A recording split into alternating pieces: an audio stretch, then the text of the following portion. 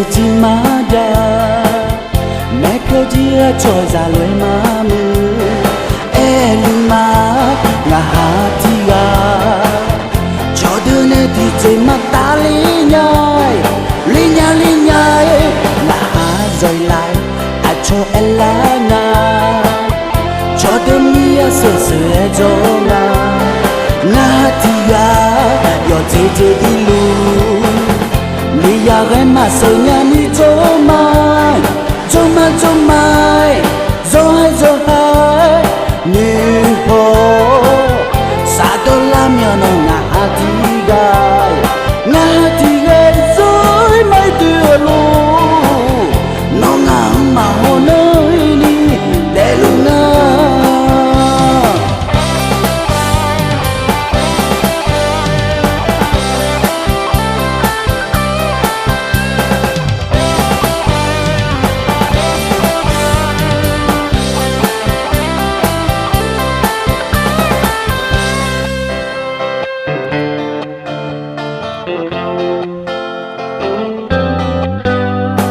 cho ya lối cái sự chi má ya mẹ cứ chia cho ra lối má mưa em má ngà hà thi ga cho đứa nè thì chỉ má ta lý nhai ngà hà rồi lại à cho em lá nhà cho đứa mía sửa cho ngà thi ga yo chế ilu mi ya gai mà sờ nhà ni cho mai yo hai ni ho sa do lam ya no nga thi gai rồi mai đưa lu nó ngang mà ho nơ ni để lu na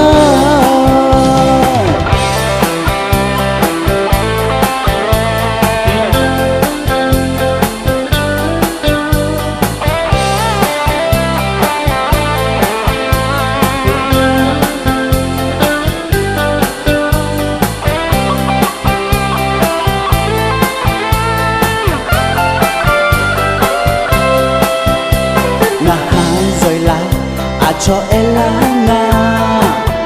cho đương mía sửa cho nga thi ga yo chế ilu mi ya gai mà sửa nhà ni cho mai rồi hai ni ho sa do lam ya no nga thi gai rồi mai đưa lu nó ngang mà hồ nơi để lu nga rồi hai ni ho sa do lam ya no nga thi gai rồi mai đưa lu nó ngang mà hồ nơi để lu ma mi ya gai mà sơ nhà ni để lu ma mà ho nơ ni để lu ma mi ya gai mà sơ nhà ni